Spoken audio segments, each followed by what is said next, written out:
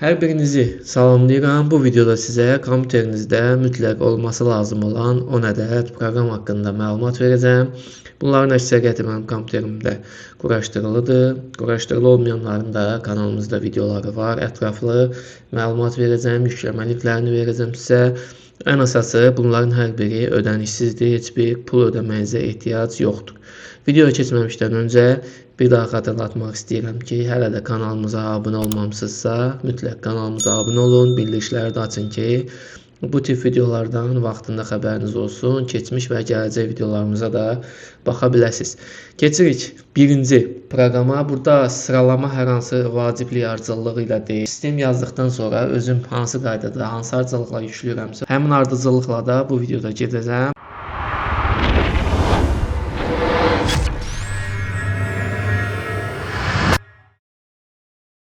Birinci növbədə ən vacib olan kompüterdə təbii ki, brauzerdir. Bütün işləri internetlə bağlı olan biz onunla görürük, proqramları belə onunla yükləyirik. Microsoft'un özünün köhnə dövrlərdə Internet Explorer, son dövrlərdə isə artıq Microsoft Edge olub onun adı. Bir brauzeri var, hansı ki standart Windows'un üzərində gəlir, ancaq mən onu bəyənmirəm. Yəqin ki, əksəriyyətiniz ondan istifadə eləmirsiniz. Hətta belə bir söz var ki, deyirlər ki, bu yeganə brauzerdir ki, sən onunla başqa brauzerləri yükləyirsən. Bu həqiqətən də mənim üçün belədir. İlk növbədə yüklədiyim brauzer Chrome brauzeridir. Yəqin ki, bir çoxlarınız bundan istifadə eləyirsiniz. Təqdimatına ehtiyac olmayan brauzerdir. Ancaq mən bununla yanaşı sizə alternativ bir brauzer məsləhət görəcəm. Bu Brave brauzerdir. Bizə dənə əlavə fərqini sizə desəm bəs eləyəcək. Bu brauzerlə internetdə heç bir reklam olmadan bütün işlərinizi görə biləcəksiniz. Çox güclü reklam bloklayıcısı var. YouTube-da belə reklamları bir şəkildə bloklaya bilir. Demək olar ki, bütün saytlarda vaxtınıza qənaət eləyərək bezdirici reklamlar olmadan Brave brauzerindən istifadə eləyə bilərsiniz. Hər ikisindən istifadə edirəm. Chrome və Brave brauzer və sizə də məsləhət görürəm. Tam ödənişsizdir. Bütün yükləmə linkləri videonun açıqlama hissəsində olacaq. Oradan keçid eləyib siz də yükləyə bilərsiniz. Bundan sonra bizə lazım olan video playerdir. VLC Media Player. Bu player tamamilə ödənişsizdir. Çox rahatdır. Windows Media Player'dən bir çox üstün bunun tərəfləri var. Bunlardan biri də bütün video formatlarını dəstəkləməsidir. Misal üçün biz MP4 video formatının ən çox tanıdığımız budur. Ancaq çox video formatları var ki, bəlkə də qarşınıza çıxmayıb bu günə qədər. Bir şəkildə nə vaxtsa qarşınıza çıxarsa bu video player, bu media player onu düşünmədən açacaq və siz rahatlıqla ona baxa biləcəksiniz. Videonu kəsməyə qədər bu proqram içərisində var. Qısaca ikinci yerə qoyduğumuz VLC Media Player video playeri, videolara rahatlıqla baxmağımız üçün. Ardınca üçüncü yerdə gəlir MP3 player. MP3 ilə bağlı onu deyə bilərəm ki, son dövrlərdə Spotify, Yandex Music, YouTube Music kimi platformalar artıq MP3 dövrünü demək olar ki bitirib. MP3'ləri hardansa yükləyib saxlamaq, qulaq asmaq artıq çox az rast gəlinən bir fəaliyyətdir. MP3 saytları da demək olar ki artıq bağlanıb, ölkədə olan əksəriyyəti bağlanıb. Xarici saytlarda hələ də var, türk saytlarında, rus saytlarında hələ də istifadə olunur, tam ölməyib. Əksəriyyətimiz yəqin ki bugünkü gündə daha rahat olsun deyə biraz əvvəl adını çəkdiyim platformalardan istifadə edirik. Ancaq onlar ödənişlidir. Ödənişsiz olan YouTube Music'dir. O da reklamlarla bezdirir bizi. Əgər hələ də köhnə dövrdəki kimi MP3 yükləyərək ona kompüterdə qulaq asırsınızsa, sizə AIM Player məsləhət görürəm. Kompüterdə var məndə bu proqram AIM Player. Minlərlə mövzusu var. Tema dediyimiz, yəni görünüşü, interfeysi tamamilə dəyişdirə bilərsiniz. Mən də dəyişdirmişəm, bir retro stil əlavə eləmişəm. Belə bir köhnə kaset teması belə deyim əlavə eləmişəm. Hələ də qulaq asırsınızsa kompüterdə MP3'lərə AIM Player əvəzsizdir, çox funksionaldır və Dediyim kimi çox da gözəl mövzuları var. İnterfeysi tamamilə dəyişdirə bilərsiniz. Bunu da bağlayırıq. 3-cü yerdə idi bu. Keçirik 4-cü yerə. 4-cü yerdə PDF oxuyucu Adobe PDF Reader. Artıq son dövrlərdə adı Adobe Acrobat olaraq dəyişdirilib. Bu da ödənişsizdir. PDF faylları açmağa, oxumağa, çap eləməyə imkan verən proqramdır və bununla yanaşı alternativ olaraq Foxit Reader-i də sizə məsləhət görə bilərəm. Onun da linkini videonun açıqlama hissəsində tapa biləcəksiniz. Adobe kimi tam funksional, tam pulsuz bir PDF oxuyucudur. İstəsəz bundan da istifadə edə bilərsiniz. Daha sonra gəlirik zip kimi sıxışdırılmış faylların açılması üçün lazım olan proqram vasitəsinə. Bildiyimiz WinRAR proqramı burada əvəzsizdir, ancaq ödənişlidir o. Ödənişsiz də istifadə eləmək olur. Sadəcə açıldıqda bildiriş gəlir ki, bu ödənilməmiş versiyasıdır, yəni test versiyasıdır. Ancaq tam bütün funksiyalarından istifadə eləmək olur. Mən uzun müddət onu öyrəşmişəm, ondan istifadə edirəm.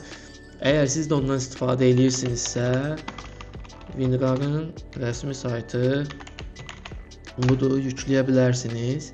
Yox, əgər həmin o bildiriş sizin üçün bezdirici hesab olunursa, tam ödənişsiz, tam rahat istəyirsinizsə, sizə 7-Zip-i məsləhət görürəm. 7-Zip budur, çox kiçik həcmli, cəmi 2 MB-a qədər həcm olan, yüksək funksionallığı olan bir sıxışdırıcı faylların açılması üçün baxın bu formatları həm paketləyə bilirsiniz, həm sıxışdıra bilirsiniz, həm də sıxışdırılmış faylları açıb oxuya bilirsiniz. Baxın 7-Zip görün hansı versiyalar, demək olar ki, bütün Windows versiyalarını dəstəkləyir, yükləyib istifadə edə bilərsiniz. Növbəti haqqında danışacağımız proqram ekrandan video görüntünü yüksək keyfiyyətdə çəkmək üçün olandır. Hal-hazırda bu dəqiqədə bu videonu mən onunla çəkirəm. OBS Studio'dur. Baxın, bu proqramla biz bu günə qədər olan mən çəkilişlərimin əksəriyyətini bununla eləmişəm. Siz də əgər hər hansı tədris məqsədi ilə, hər hansı digər bir məqsədlə ekran görüntüsünü almaq istəyirsinizsə, video formatında bu proqramdan istifadə edə bilərsiniz. Həm canlı yayımlar açmaq olur bunun üzərindən, həm ekran görüntüsünü çəkmək olur. Demək olar ki, bütün imkanları tamamilə ödənişsizdir. Ən əsası mənim xoşuma gəlməyən, yəqin ki, bir çoxlarınızın da xoşuna gəlmir.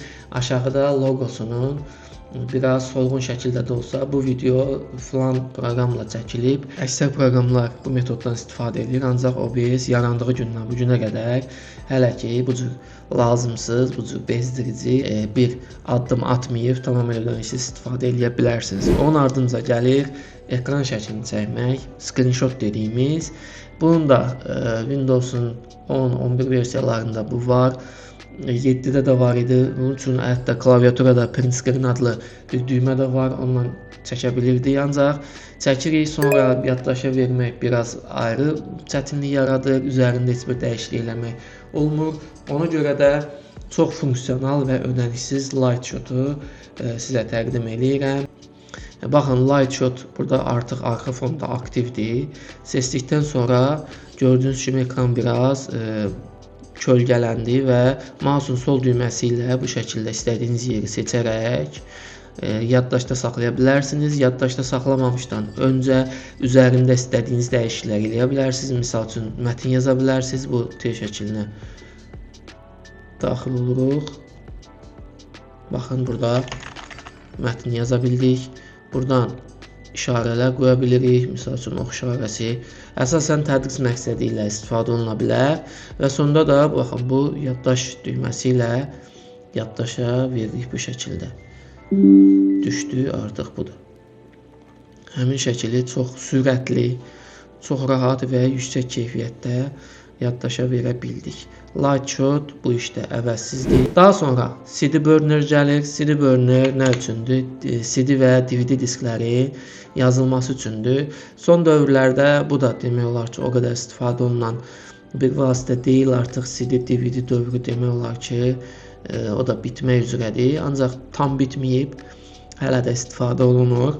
Baxın, burada DVD diskin yazılması, audio diskin yazılması, ISO faylın yazılması, köçürmə, silmə əməliyyatlarını yerinə yetirmək üçün CD Burner XP əvəzsizdir. Bu da çox rahat, yüngül bir proqramdır. Əvvəllər Nero var idi, yadınızdadırsa, çox ağır idi, həm də ödənişli. CD Burner XP çox rahatdır, istifadə edə bilərsiniz CD və DVD disklərdə hər hansı əməliyyat aparacaqsınızsa. Gəldik çatdıq siyahımızın son 2 proqramına. Yadınızdadırsa, videonun əvvəlində kanalımızda bu haqqda məlumat olduğunu demişdim.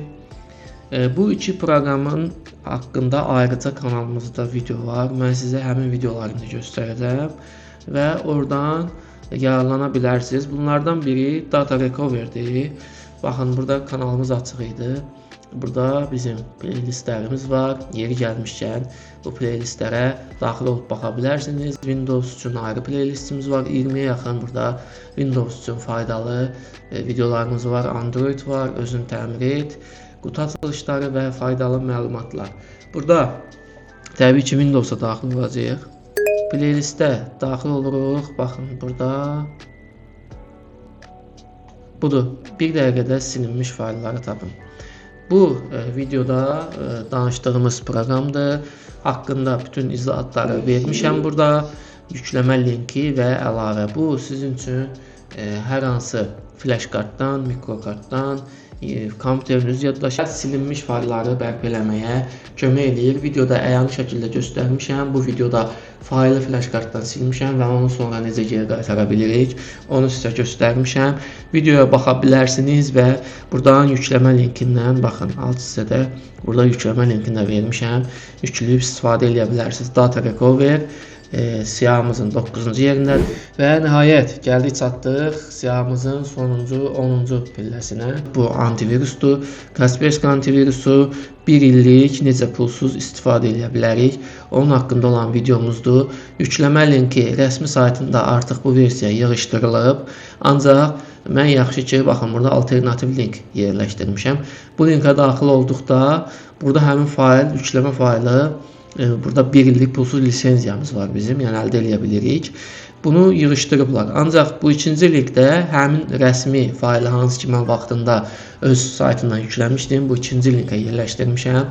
Kaspersky antivirusunu 1 illik pulsuz istifadə edə bilərsiniz. Günlük bu qədər. Bugün biz kompüterdə mütləq olması lazım olan, daimi istifadə etməsək belə nə vaxtsa vacib, təcili lazım olacaq bizə proqramlar haqqında danışdıq və ən əsası da hər dəfə videonun əvvəlində və sonunda qeyd etdiyim kimi kanalımıza abunə olub bildirişləri açmağı unutmayın.